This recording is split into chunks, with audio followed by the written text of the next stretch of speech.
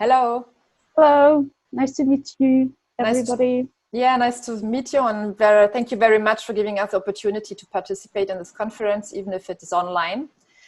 So we're gonna share immediately our screen to not lose time as promised. Our project is entitled #Nostalgia, Remembering Former GDR 30 years after the fall of the Berlin Wall. So what we're going to do today is like presenting a research which is still going on. It is like an in-between between offline and online, but also we are in the middle of the project right now. So we're just presenting final results, but we're here to present preliminary results and maybe discuss them with you. I think that is basically the idea here. There are about 40 groups on Facebook and many websites with forums where members share various memories of the time before the Berlin Wall has fallen, such as music or photographs of objects and places, as well as specific dishes and cooking recipes of the communist era. Well, but until now, nostalgic online communities have been largely overlooked in contemporary scholarship. There's only one chapter from Katharina Niemeyer, you can see it here on screen, that was looking at this type of questioning and interest, but they were not focusing on the publications and what is finally really shared in these online communities. So the result of our research will also contribute to more general reflections on the nostalgic uses and experiences of the past among various other online communities. So I will just give you a quick overview about the methods we're using. So we were interested in groups that express very evidently nostalgia. What we meant by this is not having an a priori of nostalgia for some groups, but when it's really like expressed openly, we can be sure that people who get into these groups are at some point or sometimes nostalgic or at least interested in it. So we have been doing or still doing a digital ethnography on Facebook, Twitter, and Instagram with the hashtag Nostalgie, Nostalgisch, and Nostalgia. We have done observations weeks from November 2018 from 5th to 16, and then November 14 to 15, 2019. And the upcoming observation will be in November 2020. And an additional week that doesn't overlap with the commemoration of the Berlin Wall will also be added to that to make comparisons actually if there are other online activities when there's not the commemoration time. And we are also making interviews with persons who are active in these groups or hashtag users, but also persons who are more passive active. So we had in 2019 for interviews that we conducted in Germany, including the administrator of DDR Reklame, which means basically GDR advertising, and we come back to this later. And we plan a lot of more interviews. By passive active, just to say, as you can see it on the slide, we mean that there are people who are engaged in these online communities, but they are not really liking or sharing, they're just observing. And we're also interested in these people because they might also be part of this, of course, nostalgic community, but not be evident online because they don't interact. So, I will now say it's Maria. She will present very synthetically the first results actually of the online ethnography and what is shared online. So, Yes, thank you, Katharina. So I'm Maria. I'm using they and them pronouns. So I just wanted to share some of our basic observations and questions that we actually wanted to explore in detail. First of all, can you turn to the other slide? Yes, it's done. Okay, so we, with our big data analysis online, we wanted to grasp several key things. First of all, we wanted to know exactly what nostalgic individuals share online among like-minded users. Thanks to Katharina's previous research, we have elaborated several categories to evaluate nostalgic behaviors and sentiments. So you can see here, these are objects of everyday life, media culture, specific GDR brands, and references to some common GDR social activities like holidays, family traditions, but also political manifestations, for example. So you can see the statistics here. But we wanted to actually go further and to elaborate in methodology to study online memory culture as a problematic field of a semi-public and sometimes not explicitly online expressed activity that has a lot of emissions if we look at it statistically and take it formally. These emissions, we hope, could have been grasped and in-person interviews, as Katharina mentioned, and then again be extrapolated to online data to elaborate a more nuanced analysis of the big data. So, and we will come back to that later. So with the objects, which are the most popular category and theme on nostalgic communities on Facebook, but also across other platforms like Twitter and Instagram, we wanted to know why these objects, these images are posted and shared, why people like them, because objects have so many different meanings and different implications. So, and what we learned and what we shall definitely explore in detail in the future, the majority of the postings are centered around the performativity of objects. How does they work?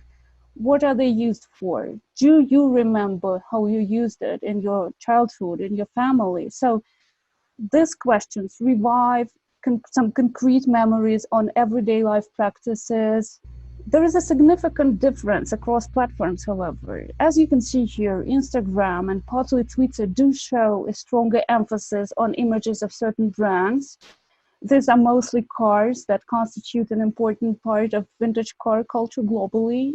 So GDR cars are not explicitly a nostalgic phenomenon or something we should actually need to examine more closely. But what is important is that the objecthood is the most problematic here. Nostalgia, as seen through platform lens, may appear to be pigeonholed to vintage groups that value aesthetics, visual and material qualities of the era, the consumer culture, rather than put any meaning to personal memories, to identity, including political one, etc.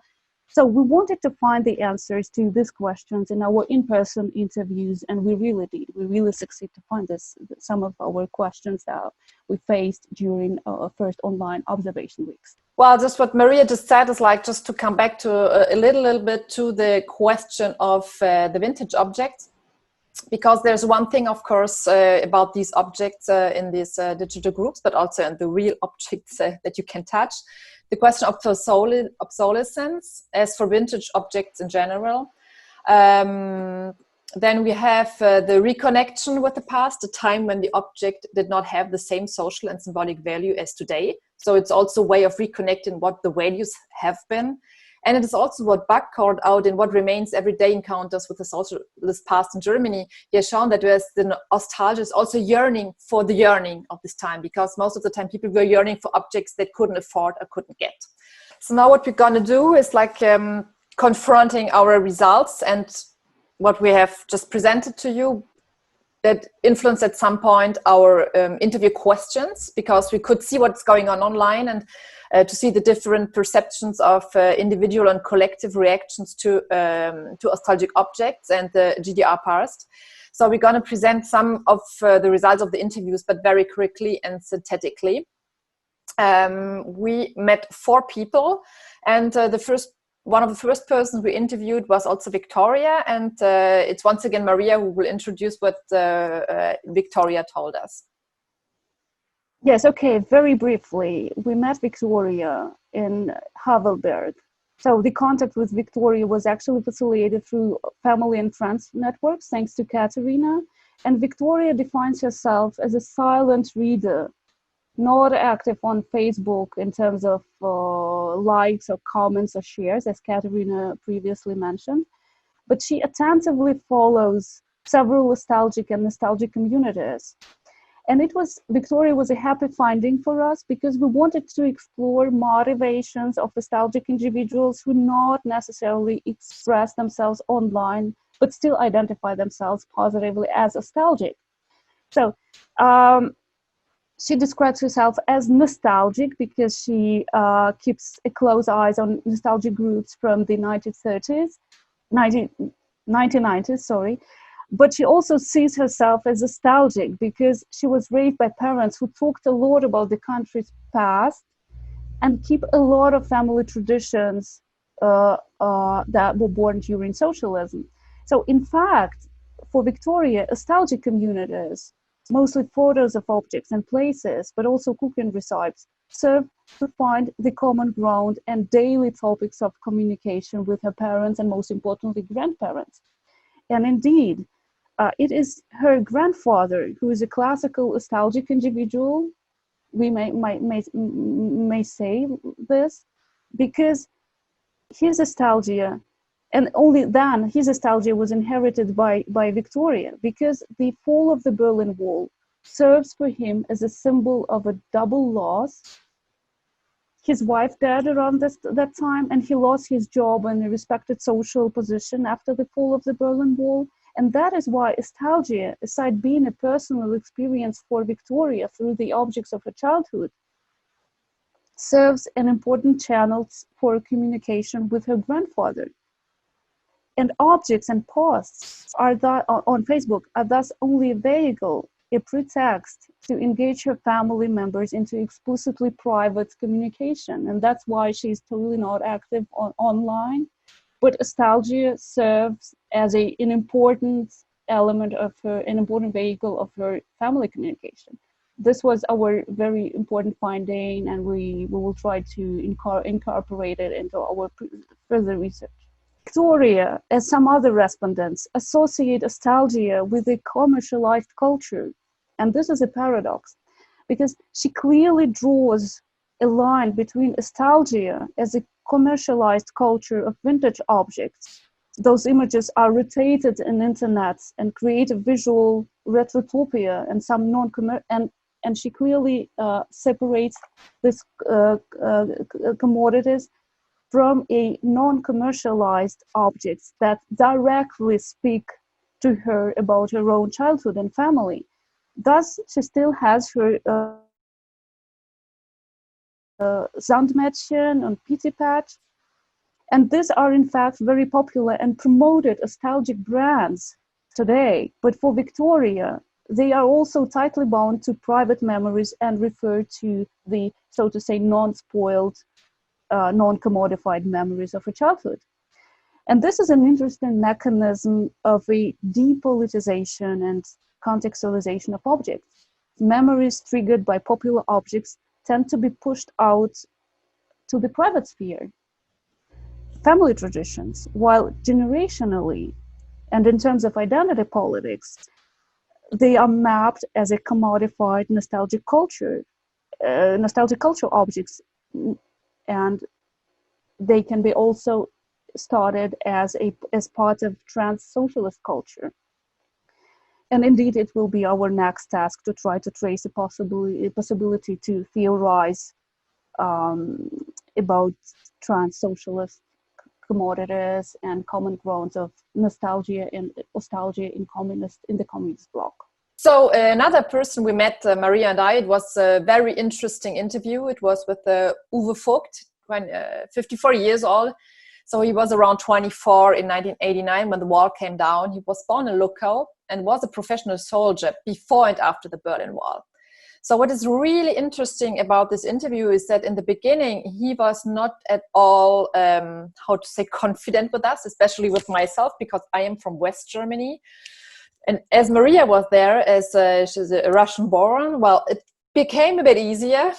And then in the end, maybe I could even say he became almost a friend, because we are still in contact and he helps us now to continue the interviews and to find people. What is very interesting about what Uwe told us is that he is not politically engaged in the nostalgic expressed community. So when he goes to GDR advertising, DDR-Reklame, he's just amusing himself. And he said, it just reminds me my old past. And as you can see, he on the terrace, he brought, he showed us on his phone, actually a radio he got as a young boy. And he said, all nostalgia online is for him just more an amusement and about commodities and coming back like into his youth. And it's not especially about the GDR or its political possible potential nostalgia. So what he is saying instead is that it's on Twitter that he is politically engaged and trying to fight actually the right wing and extreme right, which is currently uprising, especially in the countryside. So it was very interesting. And maybe later when we're going to do our research article, you will get to know more about the interview with Uwe. We also met Mark Peterson, who is actually the administrator of DDR Reklame, GDR advertising, living now in Cologne. But I wrote him recently and he got back to Leipzig, where actually he was born and lived during his childhood. What is very interesting about Marco, he brought actually his school bag, as you can see, and there's an explanation for that. He said, born in Naundorf, he is, as I said, the administrator of DDR Reklame, and he's also in the online marketing business. So this is why he knows to deal with actually all the online marketing around nostalgia. But for the instance, he is not at all interested in selling GDR advertising, because he gets a lot of proposals for getting a takeover to make money out of his DDR Reklame, but he's refusing it completely. So he told us actually, he said, I'm going to show it that you can see the whole, I put us over him on his head, you see, yeah, on the shared screen. He told us, I'm more nostalgic for my childhood. I do not remember that we were lacking products. In 2015, I became a lecturer and I wanted to have a fancy and unique bag for work. On the web, there's too much choice. And I remember my old school bag from school, the one of my childhood. We could choose between 3 colors. So this also showed the object coming up here. So what he also told us, which is quite interesting, that I'm quite interested in nostalgia and also the advertising, but for me, the GDR Museum Berlin is really hipster. So he's also criticizing the commodification of the GDR as like a tourist attraction. And what he's saying is, hashtag nostalgie, I'm happily nostalgic, but I use the hashtag mainly because it helps me to classify advertising and other objects of the former GDR and bring people together. We were really giving a quick overview of our research.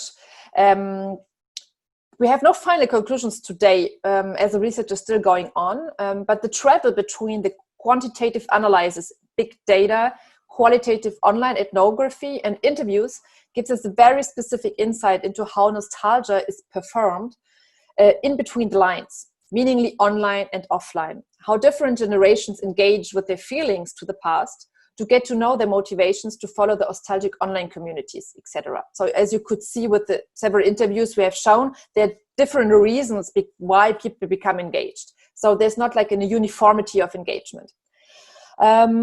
So as you can see, there's a website going on and there will be more and more results, and also some extracts of the interviews will be posted soon in English and French and German. And you can also find all the bibliography data there, so our references concerning our theoretical frames. So with Maria, we want to thank you for your attention.